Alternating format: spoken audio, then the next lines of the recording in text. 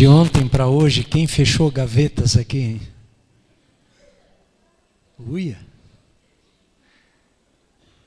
Quem está aqui, casal, que veio hoje não veio ontem? Quem? Vocês não vieram ontem, então? Então é o seguinte, pergunta a historinha para os outros. Tá? Pergunta a historinha. Não esqueça que tem que fechar gavetas. Minha esposa já conhece essa história. A minha esposa está aqui, gente. Ó, vocês viram aí? Fica em pé aí. Dê uma olhadinha para ela. Tá bem cuidada, não tá? Então tá bom, obrigado. Eu cuidei dela. Eu tinha que apresentar minha esposa porque ela gosta de aparecer. Eu estou com o microfone, né? Mas fica tranquila, eu te amo. Tá? Já fechei alguma gaveta aí e tal. Tá tudo certo. Ontem eu falei que Deus criou o homem e a mulher, eles eram o quê?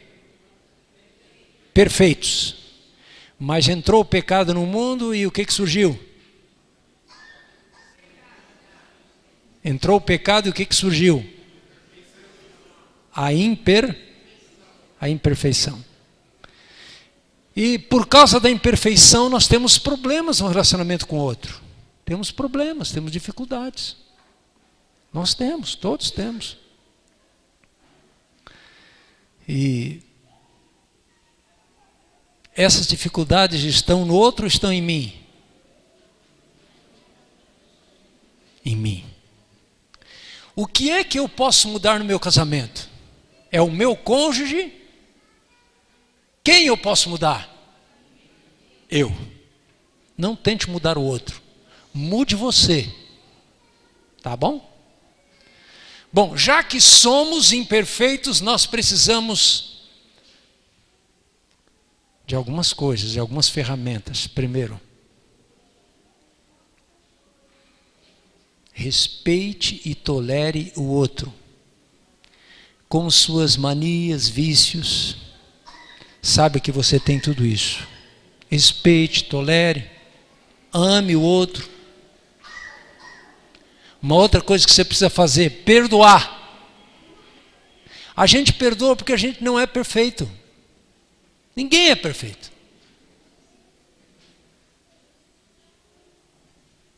E finalmente, como eu falei ontem, né? Já que não somos perfeitos, feche as gavetas. Não fique esperando que o outro faça. Que o outro mude você. E eu falei que há esperança se o casamento está meio com dificuldades. Eu vi que ontem aqui, a maioria dos que estavam aqui já tinham pensado em cair fora do casamento. Em algum momento sempre pensa. Mas que Deus pode restaurar. Deus quer que você seja mais do que um mendigo no amor. Deus quer que você seja extremamente feliz no amor. E a gente é feliz quando faz o outro feliz. Não seja sanguessuga. Eu não usei essa expressão ontem, mas às vezes a gente casa e é sanguessuga. Fica extraindo do outro a felicidade. Não faça isso. Faça o outro feliz. O casamento é uma entrega. Casamento é renunciar. Você renuncia a você mesmo. Para que o outro seja feliz. Jesus disse que no reino dele, quem quiser participar do reino dele precisa renunciar. Renunciar a si próprio. É o desafio que eu deixo para vocês. Tem tanta coisa para falar sobre casamento. Renuncie você mesmo. Não queira que o outro faça ou atenda os seus caprichos. Renuncie. Você é um vaso frágil, como um vaso de barro. Deus pode refazer, Deus pode... Há esperança. Nossas famílias precisam estar o quê? nas mãos de Deus. O casamento precisa estar nas mãos de Deus. Hoje eu quero abrir com você a palavra no livro de Neemias, capítulo 4. Vamos para lá? Já que tem almoço hoje na igreja, eu vou até a 1h10 aqui, tá bom? Aí vocês têm 10 minutos para se aprontar, e mais 10 minutos de tolerância para a cozinha, 1h30 a gente está comendo. Tá bom assim? Ó?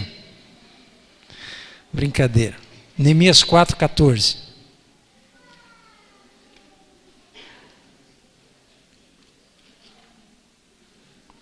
Antes de ler o texto, está encontrando aí Neemias?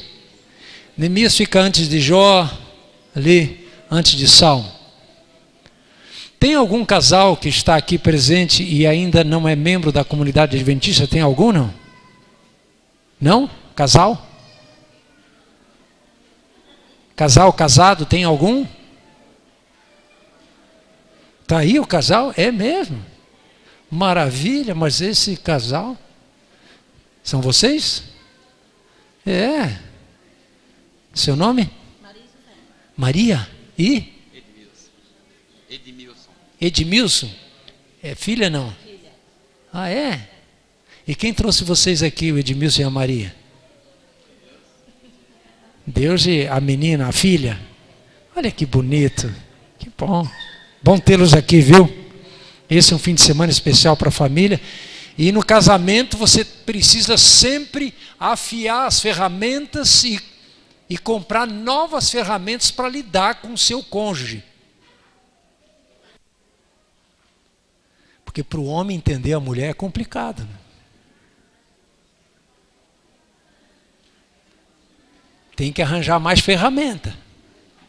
Até na internet. Mas Deus não fez, fica tranquilo, porque Deus não fez a mulher para o homem entender. Deus fez a mulher para o homem entender, não? Deus fez a mulher para quê? Para o homem amar. Está aí, está vendo?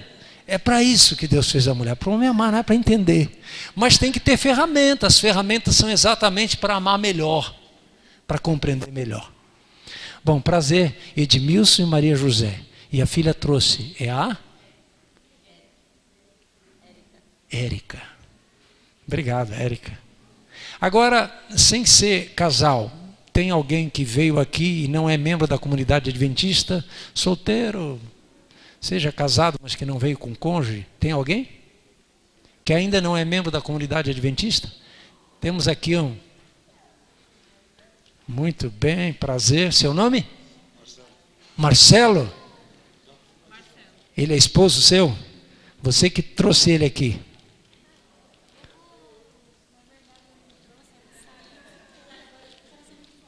Ah, é? Mas hoje você que arrastou ele para cá. Prazer, Marcelo, hein? 10, hein? Obrigado por ter vindo. Quem mais? Tem mais alguém aqui que ainda não é membro da comunidade adventista? O resto é? Tudo certo? Então tá bom. Agora vamos ler o texto. Neemias 4:14.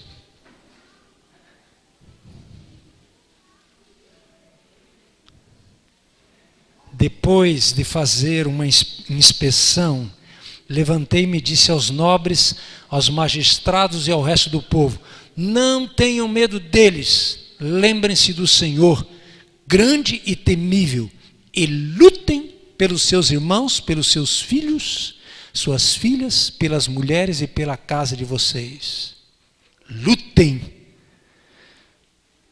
Lutem para os seus irmãos, por seus filhos, por suas filhas, pelas mulheres e pela casa de vocês. Sabe, nós precisamos mais do que nunca hoje disso. O casamento, o lar é a última trincheira. Se o inimigo atravessar a trincheira, ele vai acabar com a família. Aliás, está fazendo investidas por aí. Tem muita gente querendo desconfigurar a família. Família, qualquer um é família agora. Essa questão do gênero que está por aí, nós não temos nada contra as pessoas que escolhem um jeito diferente de ser. Mas a família é o refúgio. família é onde se formam caracteres. Quando você olha as pessoas que fazem diferença no mundo, a maioria delas veio de lares bem estruturados. A maioria. Se você tem uma família bem estruturada, isso é uma bênção. Né? E às vezes a família balança um pouco. A coisa é meio complicada, mas mesmo assim, é o melhor lugar que existe. É a melhor estrutura que existe. É a família, a melhor célula que existe. É o lugar onde nós nos identificamos com a pessoa. É o lugar onde nós nos encontramos conosco mesmos. É um lugar onde nós nutrimos autoestima, o respeito. É um lugar onde crescemos. Bom, eu não sei se você conhece bem a história de Neemias, né? Neemias, ele era o quê? Ele era copeiro do rei. Trabalhava para o rei. E como copeiro do rei, ele morava na cidade de Suzã. O povo de Deus tinha ido para o cativeiro.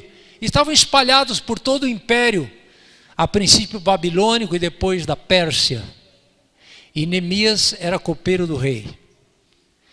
E ele recebeu uma notícia muito difícil, está no capítulo 1 de Neemias, verso 3. Ele recebeu uma notícia triste. E a notícia vinha de Jerusalém: olha, Jerusalém está arrasada, está o caos. Os muros não foram reconstruídos, a cidade está toda lá no chão. As pessoas estão enfrentando dificuldades. Ele ficou muito triste por essa notícia. E agora, se você olhar no capítulo 2, o relato diz: no mês de Nisan, no 20º ano do reinado de Artaxerxes, uma vez posto o vinho diante dele, eu o peguei e ofereci ao rei. Ora, nunca antes eu havia estado triste diante dele. Então o rei me disse: por que o seu rosto está triste, se você não está doente? Isso tem de ser tristeza do coração. Eu quero destacar duas coisas. Primeiro, Neemias era um homem triste ou feliz? Alegre. Esse era Neemias. Assim tem que ser o povo de Deus. Assim temos que ser. E às vezes a gente anda meio ranzinza, meio invocado, tudo. O mundo parece que está todo trocado, a gente vive amargo e a gente contamina a nossa família. Eu tenho lutado muito para que eu possa ser mais alegre e menos negativo. Eu me lembro de um dia que a minha filha caçula, hoje ela tem 30 anos. Ela disse assim: mas o pai está chato hoje. Ai, doeu. Mas não é que às vezes a gente está assim? Chato, em lugar de ser feliz, relaxa que encaixa, seja feliz. O povo de Deus tem que ser feliz. Sorria de você mesmo. Eu gosto de ver a nossa neta. A nossa neta é a neta mais linda do mundo. Eu sei que você vai dizer a mesma coisa da sua neta, quem tem aqui. E tem que ser assim mesmo. E às vezes a gente está lá, essa semana ela ficou um pouquinho lá em casa, é a única neta que está perto, né? Eu já tive o privilégio de batizar a minha neta, e ela é filha de pastor. Mas ela invocou, ela disse assim: o vô vai me batizar, e o pai ficou olhando para ela. E chegou o dia que o pai dela, que é pastor, já há 10 anos pastor, ele disse assim: pastor, vamos acertar o batismo da minha filhinha, da sua neta, porque a gente está na hora de batizar. Ela tem 9 anos. E é você que vai fazer o batismo. E eu fiquei assim, fiquei meio constrangido. Como assim? Você é pastor, você pode batizar? Não, mas ela decidiu que é o vovô que vai batizar. E eu batizei minha neta.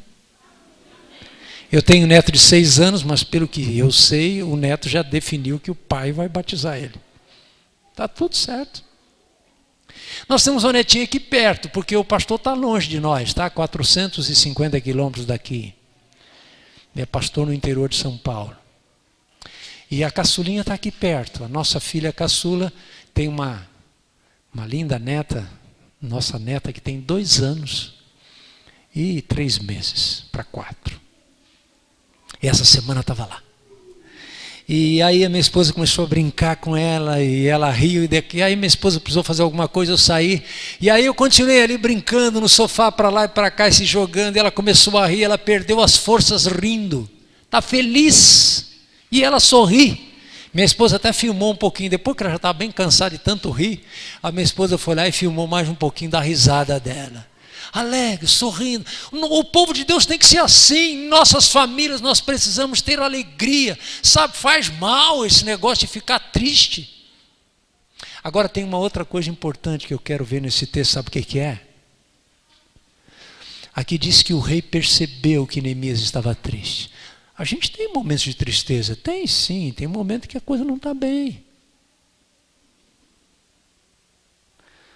O rei olhou para Neemias e disse: você está triste, eu já percebi. A tristeza que você tem é tristeza de quê? De alma, de coração. É importante que a gente seja, que a gente identifique, a gente precisa ter empatia.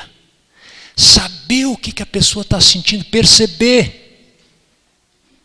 Eu como pastor, eu tive alguns momentos muito interessantes. Eu procuro me esforçar para isso. Eu tenho a tendência de, quando chego mais cedo na igreja, eu cumprimento todos que estão ali. Um dia eu estava lá na igreja da Casa Verde, tinha uma meia dúzia de pessoas já na igreja, eu fui cumprimentar. Cheguei para uma senhora e eu estendi a mão para ela, assim como vou estender a mão aqui para a Águida. Está lembrada da Águida? O Serginho está por aí, não? Está lá o Serginho. Estendi a mão para ela e disse assim: vai tudo bem? Ela olhou para mim e eu percebi que tinha uma nuvem. E ela começou a chorar. Começou a chorar. Você e eu precisamos olhar para as pessoas e perceber o que elas estão sentindo. A gente precisa ter essa empatia. A gente precisa olhar para a esposa e perceber o que ela está sentindo, perceber o que ele está sentindo. Eu me lembro do dia em que o médico chegou para minha esposa, fez os exames e disse que ela tinha câncer na tireoide. E finalmente a cirurgia foi marcada. A minha esposa não falava quase nada. E eu ficava observando o drama dela. Tem que tirar a tireoide. E finalmente ela foi fazer a cirurgia. Foi um drama para ela. Está tudo bem, claro, ela tem que estar acompanhando isso, exames periódicos e tal, né? Ela precisa fazer isso. Mas acompanhei o drama, nós precisamos olhar para o outro. Olhar para o outro e ver o que está acontecendo. O rei percebeu que Neemias tinha uma tristeza de coração. O sofrimento de Neemias, sabe qual era? O sofrimento de Neemias é o sofrimento do povo dele. Ele estava em paz com o seu povo. Se Jerusalém estava derrubado, ele estava derrubado. Se a esposa não está bem, você não está bem. Se o esposo não está bem, você não está bem. Se o filho não está bem, você não está bem. Tem que estar ali envolvido para ajudar. A gente se apoia uns aos outros, família, para isso, um apoiando o outro. E a gente tem uma tendência, sabe o que é? O problema da esposa, a gente tem a tendência, eu vou falar por mim, a gente tem a tendência de achar que... Como é que é? O que a gente acha que o problema da esposa é? Hã? Ah, é TPM, você está só com TPM. Ah, isso é bobagem, não é não? Isso é bobagem. Pimenta nos olhos dos outros é refresco, não arde, né? É refresco. O problema do outro é o problema do outro, o seu problema é o seu problema. E a gente tem que ter mais cuidado com isso. Neemias estava sofrendo por causa do seu povo. E agora Neemias, ele consegue, resumindo, Neemias finalmente consegue do rei apoio e ele vai até Jerusalém. Ele chega lá em Jerusalém e vê tudo derrubado. Ele olha aquilo, mas ele fica muito triste.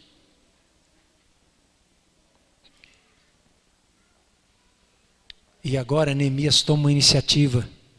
É fantástico a gente ver a iniciativa que ele toma. Ele reúne o povo, reúne os líderes daquele lugar, reúne as famílias, diz: vamos reconstruir as muralhas de Jerusalém, está aqui no capítulo 2. Vamos reedificar tudo, vamos fazer a obra. Vamos tirar, no capítulo 2, verso 17, ele diz assim: vamos tirar o opróbrio, a miséria em que nós estamos. Vamos reedificar. E o povo responde: sim, vamos lá. Vamos nos preparar para começar a reconstrução. Está aqui no verso 18, eles se prepararam para fazer a boa obra. Sabe, você quer uma família melhor? Você tem que trabalhar para ter essa família melhor. Não é só ficar esperando que o filho melhore, que a esposa melhore. Tome iniciativa.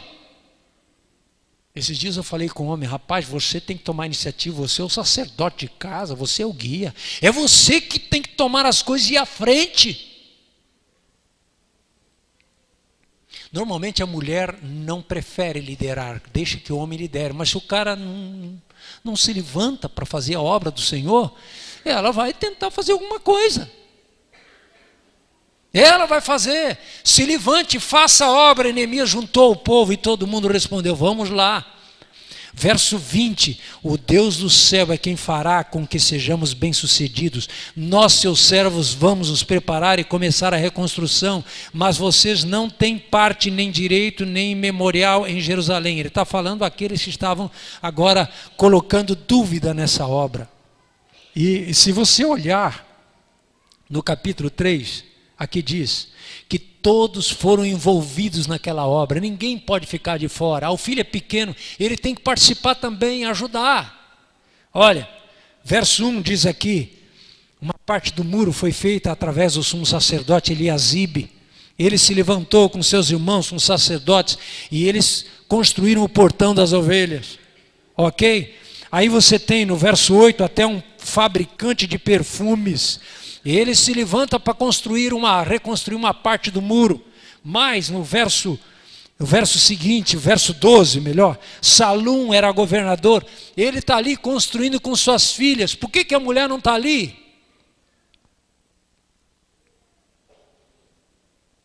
Será que ele estava com problema no casamento? Não sei. Nem sempre a esposa pode. Mas as filhas foram ajudar. Ou quem sabe ele já era viúvo, a gente não sabe. Mas se levantou para fazer a obra do Senhor, de reconstruir os muros de Jerusalém. Salum. O capítulo 4, verso 6 nos diz que eles fizeram. Vamos ler aqui, capítulo 4, verso 6. Assim reconstruímos a muralha. E toda a muralha foi acabada até a metade da sua altura, porque o povo tinha ânimo para trabalhar. Sabe o que é ânimo? A palavra ânimo tem a ver com coração. Com todo o coração. Você quer construir ou reconstruir um muro de proteção na sua família? Tem que trabalhar de todo o coração. Custa sangue, suor e lágrimas. Um bom casamento não cai do céu. Oh, maravilha. Oh, Deus me deu uma esposinha certinha para mim. Um filho que é uma benção. Cai do céu assim? Cadê o Edivaldo? Está aí. Hein? Cadê o Edivaldo? Eu sei que a esposa está aqui. Está lá para cima, Edivaldo? Eu sei. Caiu do céu? Hein? Janete, caiu do céu, tudo certinho, tudo maravilhoso, não precisou fazer nada. Não. Você tem que fazer a obra do Senhor na sua vida, na vida da sua família. Você tem que edificar o muro com todo o coração. Algo maravilhoso, extraordinário acontece quando as coisas são feitas de todo o coração. Albert Schweitzer, sabe quem é esse? Doutor, médico, que trabalhou como médico humanitário na África. Construiu lá um hospital. Olha o que ele disse: eu não sei qual será o seu destino, mas de uma coisa eu sei.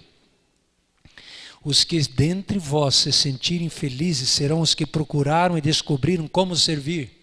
Você quer ser feliz no seu casamento, não quer viver só de migalha? Sirva!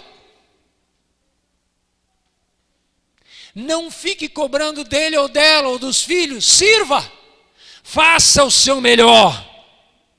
Wesley disse, John Wesley, pregador, faça o bem que puder, por todos os meios que puder, em todos os lugares que puder, de todas as maneiras que puder, em todo o tempo que puder, a todas as pessoas que puder, sempre que você puder. Amém? É assim que a gente vai ter um lar feliz. É assim que a igreja vai prosperar. Quando as famílias estiverem unidas, quando trabalharmos de todo o coração. Você e eu precisamos dedicar tempo e energia em nossos relacionamentos. Precisamos ser intencionais, relevantes, de todo o coração, com todo o ânimo. É dessa forma. Tem alguns jovens que estão para casar aí. Não pense que é só aquele negócio de amor, o amor é lindo, não funciona assim. Dedique-se com o seu melhor. O inimigo vai vir? O inimigo vem. O povo aqui enfrentou, no capítulo 4, eu já li um pedaço, o povo enfrentou inimigos, Tobias e Sambalate. Começaram a colocar, isso não vai dar em nada, que é isso? O mundo em que nós vivemos está colocando muitos conceitos, muita coisa, né? Hoje em dia tem gente que fala da Globo como sendo Globo lixo. Já viram isso? E o pior é que é mesmo. Lá em casa quase não vemos mais TV. Difícil. Às vezes se lembra de ligar lá. Aliás, a gente nem tem televisão, na verdade, em casa, ligada. Se eu quiser ligar a televisão, eu tenho que ligar a TV e depois meu celular, colocar aqui o Globoplay para conectar lá e ver alguma coisa lá. Senão não tem, não tem um canal aberto em casa.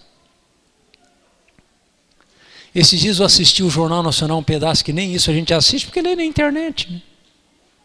Assisti um pedaço e depois ficou ligado um pouquinho e eu pude ver o lixo que tem na televisão. Para acabar, sabe com o quê? Com sua e a minha família. O inimigo está aí. O inimigo está dormindo no ponto, irmão Evaristo?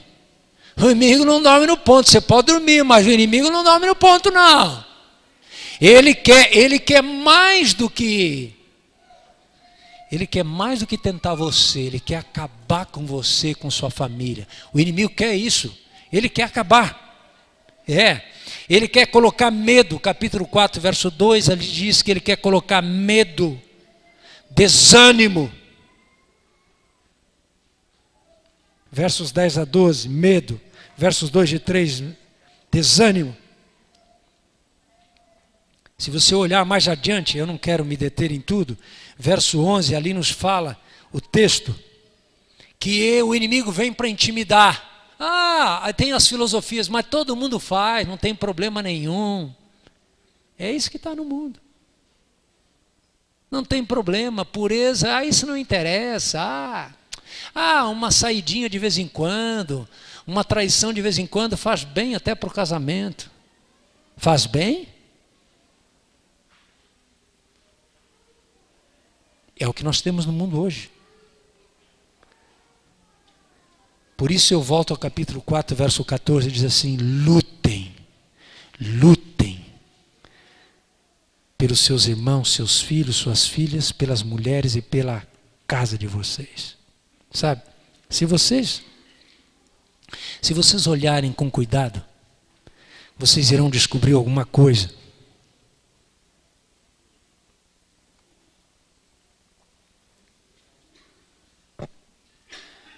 Se nós olharmos mais adiante, no capítulo 5, Neemias luta contra a exploração. Tinha gente explorando o mais pobre, o mais necessitado. Se você olhar os planos de Neemias, ele reconstrói a cidade, estabelece no capítulo 7, guardas em Jerusalém. Né? No capítulo aqui, ainda 7 no final, ele estimula as pessoas a serem fiéis, a entregarem suas ofertas, seus dízimos para o templo de Jerusalém. Ele chama Esdras, no capítulo 8, chama Esdras para ler a lei de Deus, para estudar o livro de Deus, para que aquele povo aprenda a obedecer ao Senhor. Ele estabelece ainda no capítulo 8 a festa dos tabernáculos. Ele chama o povo para arrependimento, para se voltar aos caminhos do Senhor, no capítulo 9. No capítulo 10, ele agora junta o povo para estabelecer um concerto com Deus de fidelidade em todas as coisas, né? Aqui no capítulo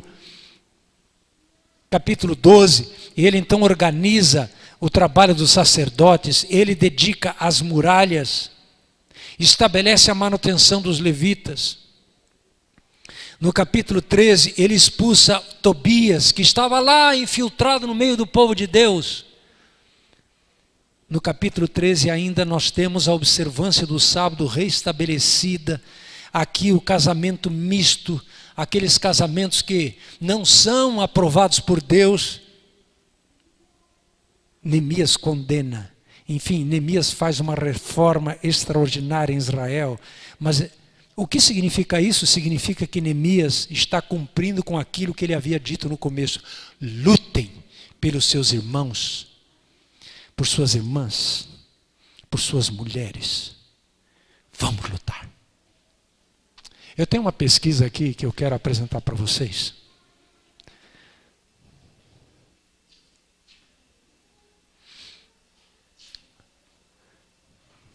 Existe um instituto chamado Instituto Barna.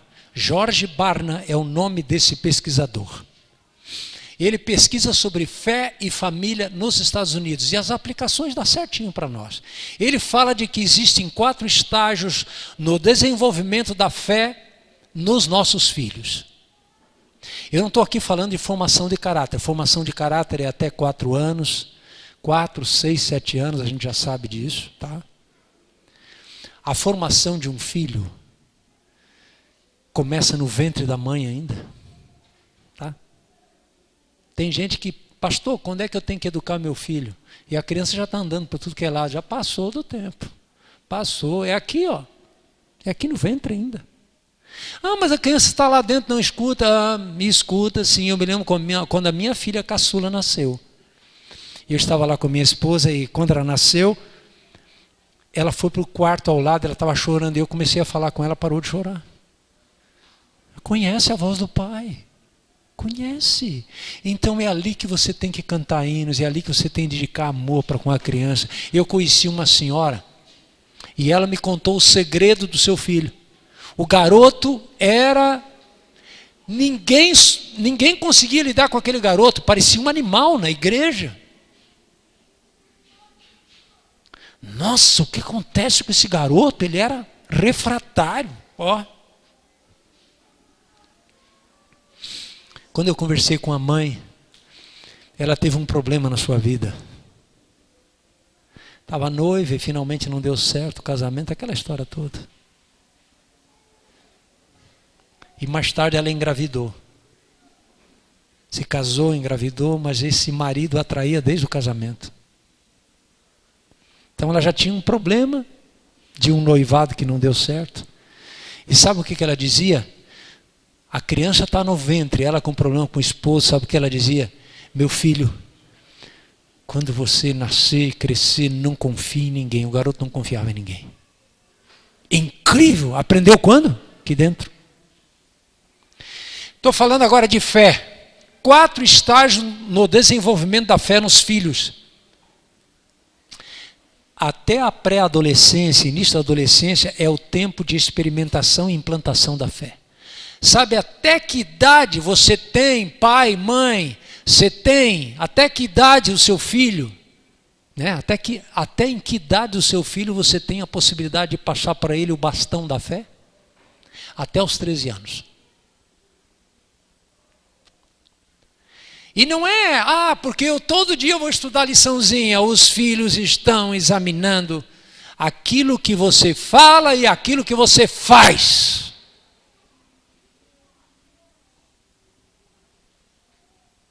Se a religião não é importante para você na sua prática, não vai ser importante para ele. Ele vai aprender isso até os 13 anos, vai ficar observando você. Se a religião é só uma questão de ter um nome no livro da igreja, é só uma questão de fachada, ele vai entender isso e vai começar a adotar esse princípio. Você pode fazer muito sermão para ele, pode fazer muita correção baseada na palavra de Deus, mas ele já entendeu tudo. Por isso que em educação de filho é importante não só falar, falar é bom, mas faça. Não brinque, não pense que o seu filho não aprende. Os nossos filhos, eles aprendem assim, por osmose, facilmente. E eu vou falar sobre isso. Nossa neta, um dia estávamos vendo um filme. Um filme musical chamado Os Miseráveis. É um filme, é um clássico da literatura mundial, transformado. E aí a gente estava preocupado, porque era uma coisa meio forte. Aí o que a gente fez? A nossa neta mais velha tinha acho que uns 3, 4 anos. E aí minha filha mais velha, que já conhecia o filme, começou a brincar com ela. E a gente vendo lá o filme. Um filme difícil de entender, viu? Muita coisa complicada.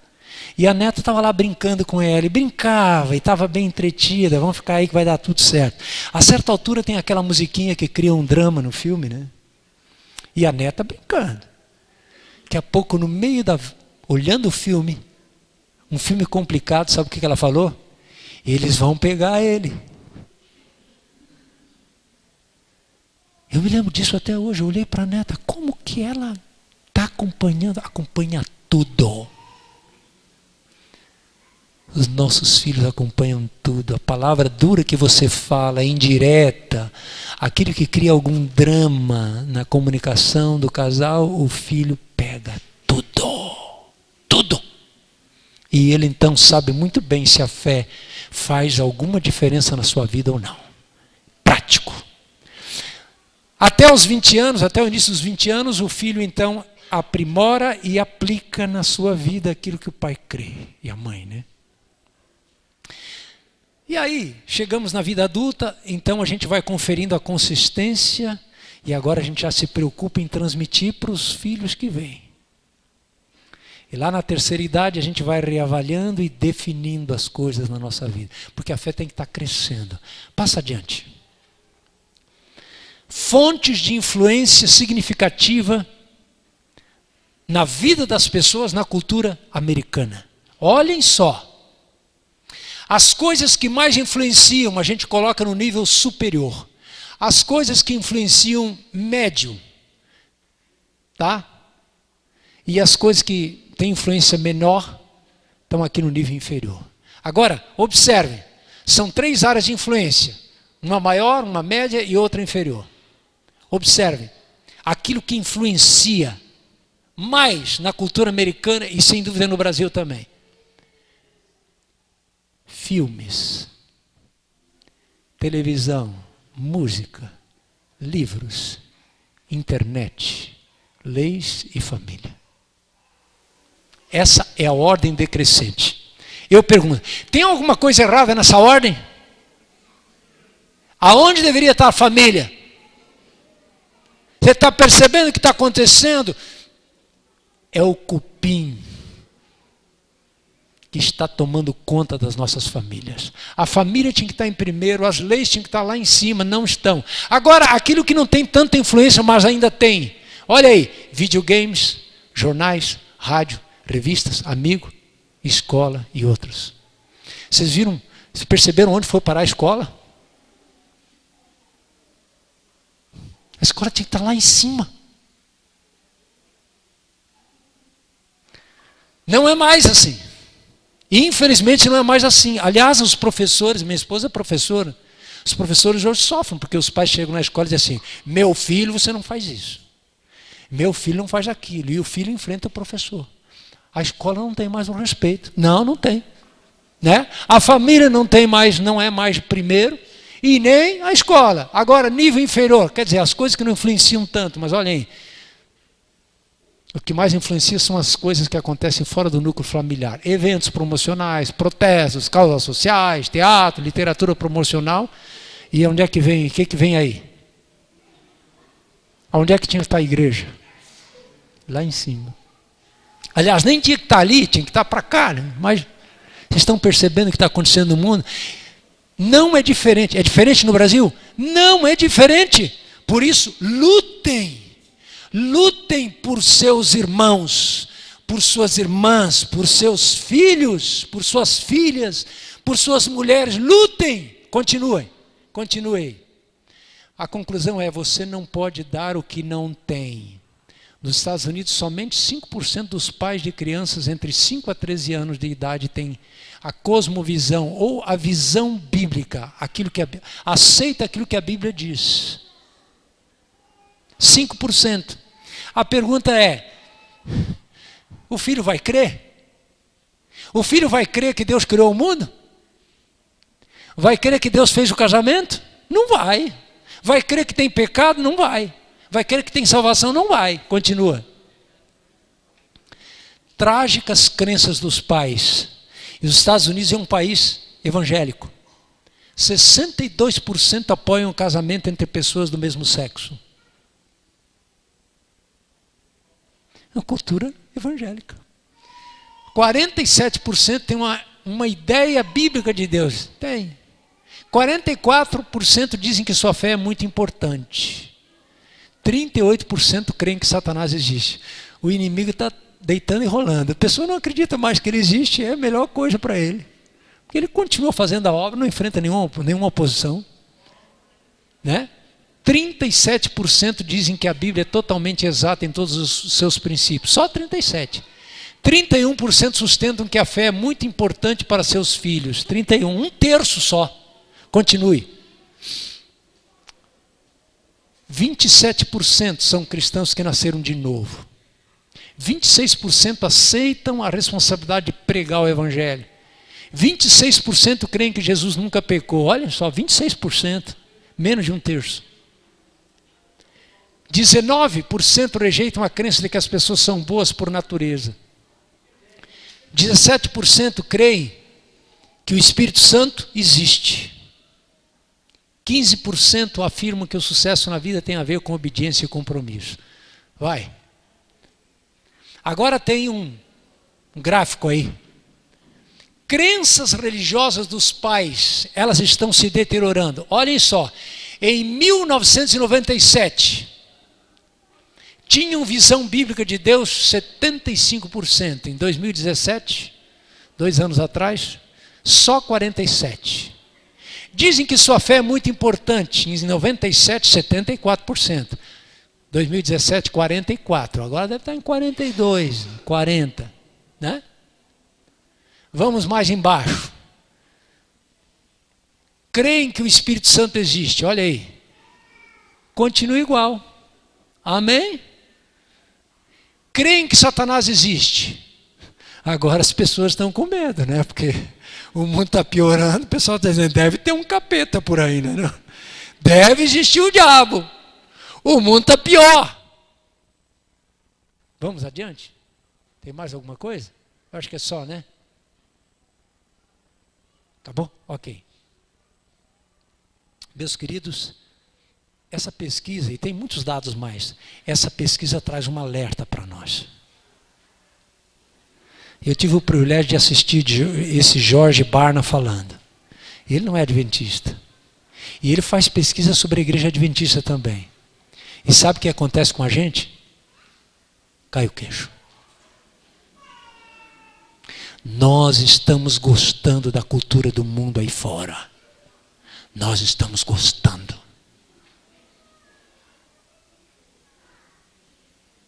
Nós estamos flertando com o que o mundo tem aí fora. Estamos deixando nossos filhos crescerem que nem abóbora no quintal. Se der, bem. Se não der... Planta verdura no quintal e deixa lá por conta. Não cuida. O que vai acontecer?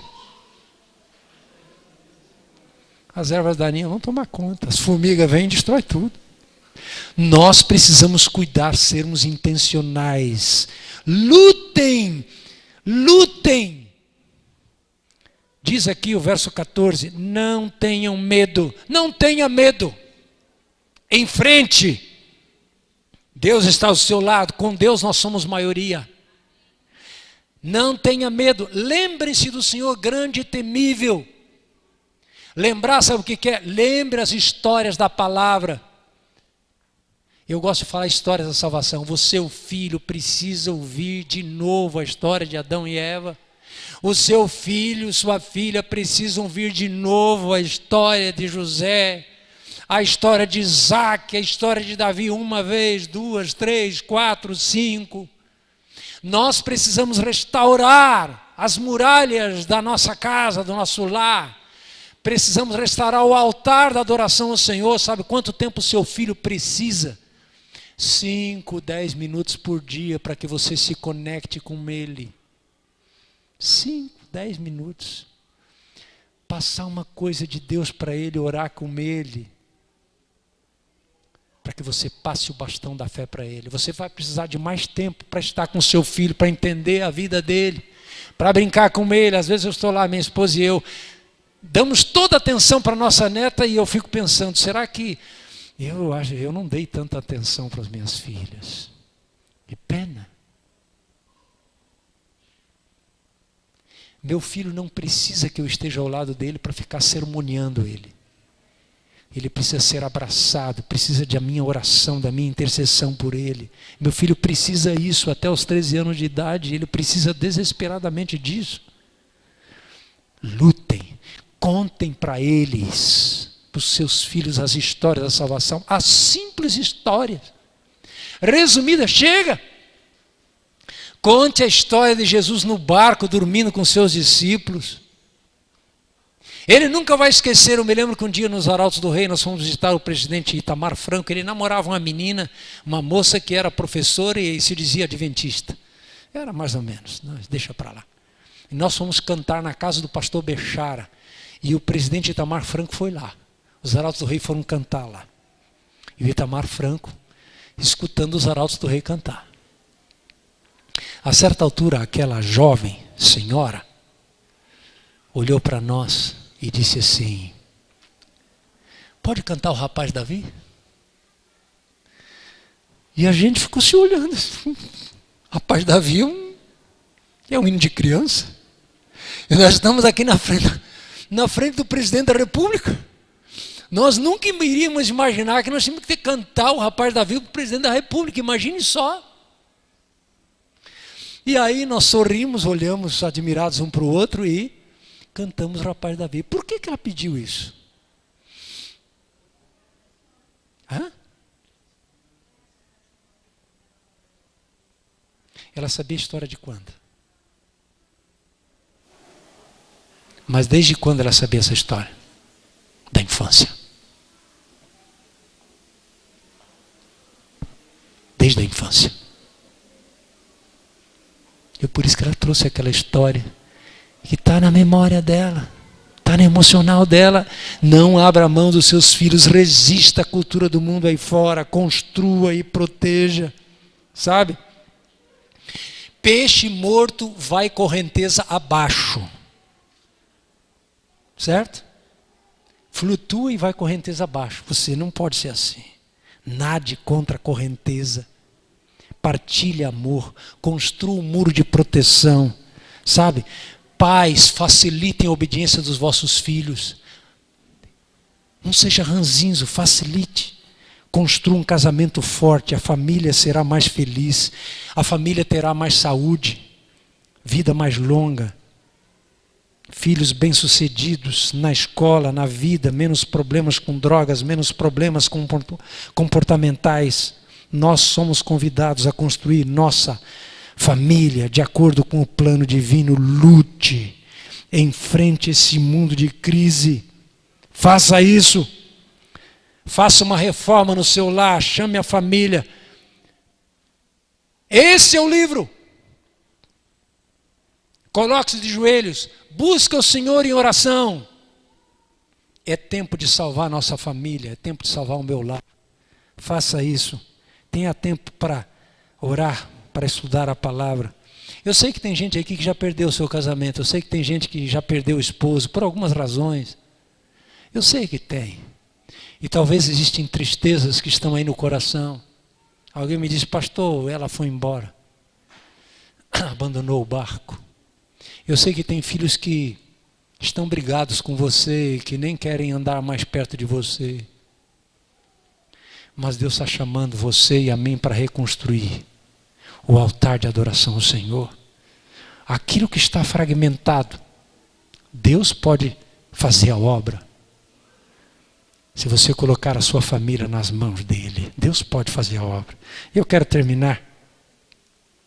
A gente tem muita coisa mais para falar, mas eu quero contar a história que aconteceu na Torre de Constança, na França.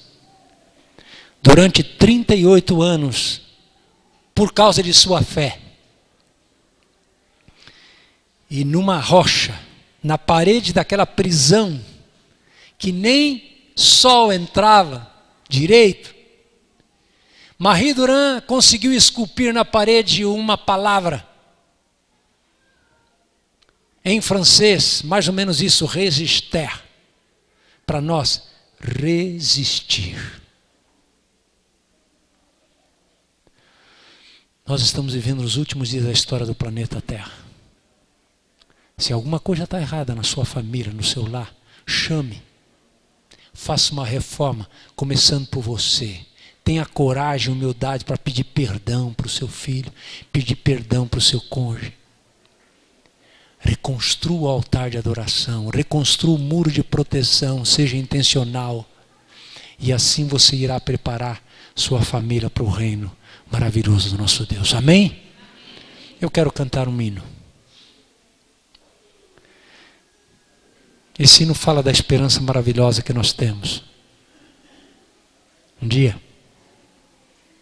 eu quero que Deus vai me dar essa graça de ter minha família lá no reino do nosso Pai.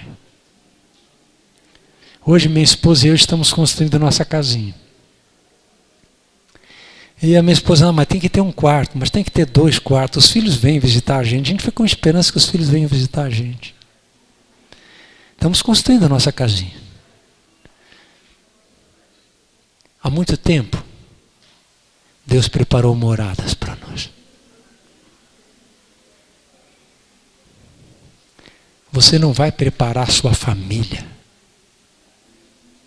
para este mundo. Você tem que preparar sua família para o céu. Deus tem uma missão para você agora de levar sua família para o céu e não ficar por aí. Ficar nesse mundinho aqui. E ficamos correndo tanto atrás de coisas que não têm valor.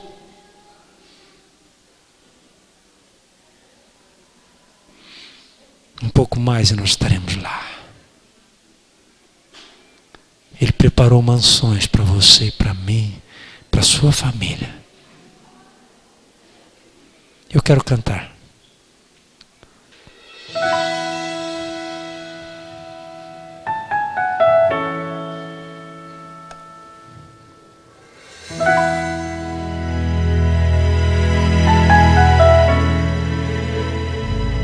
Mais uma vez escureceu e o sol se pôs no coração.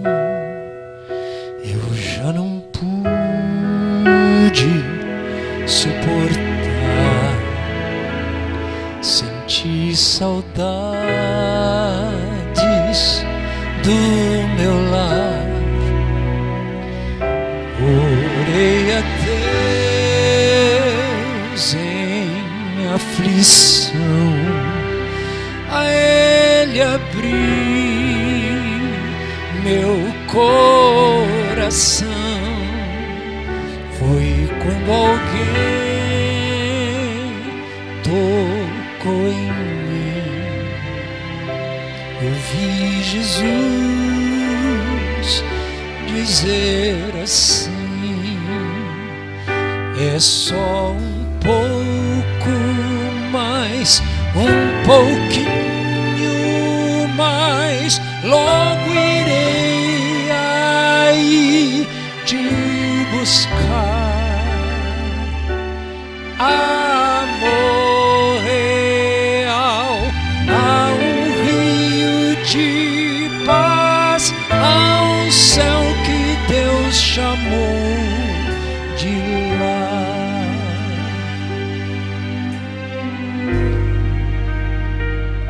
Mas mais uma vez amanheceu e o sol da fé em mim nasceu. E quando penso em desistir, Jesus me chama e diz assim: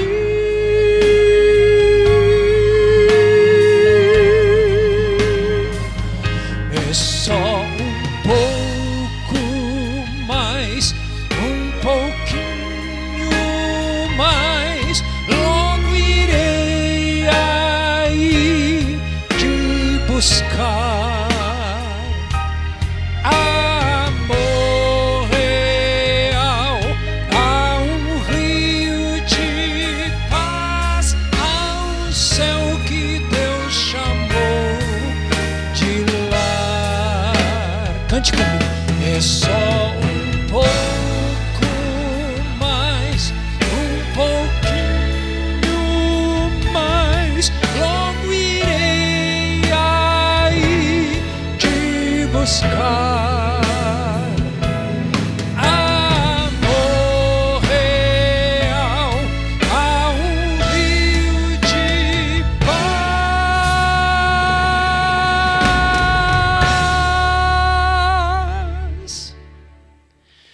há um céu que Deus chamou de lar.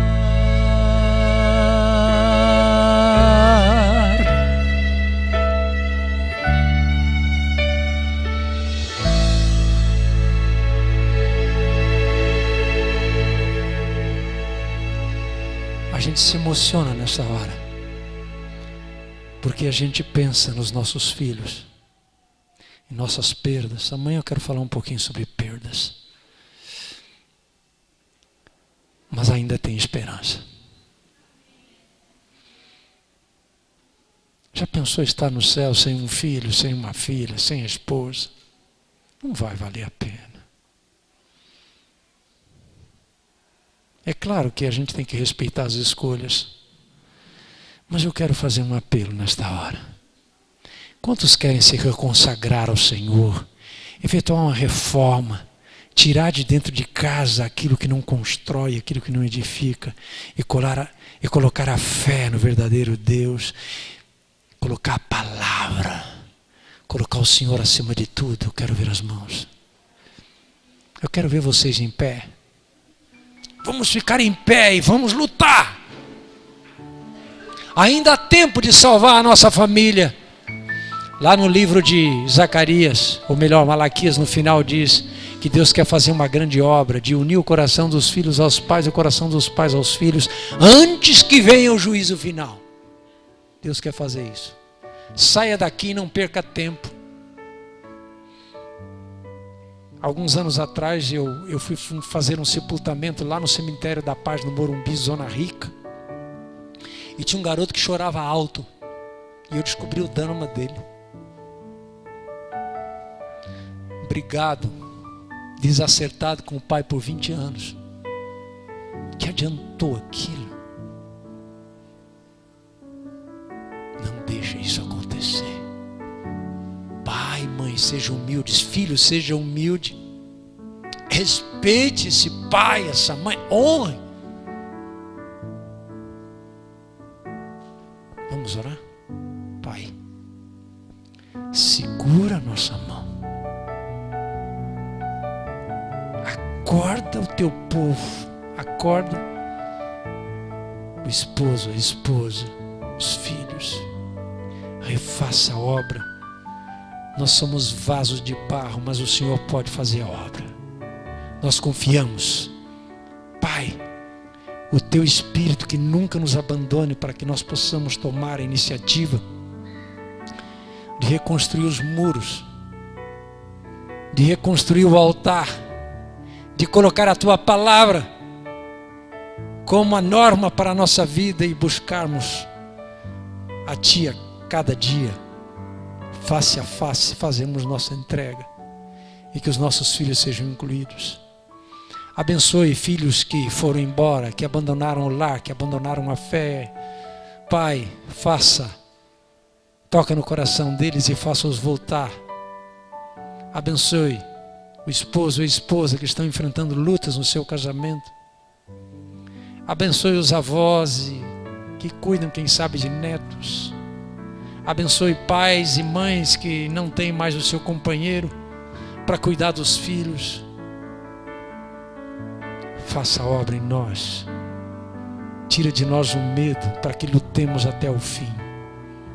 Em nome de Jesus. Amém.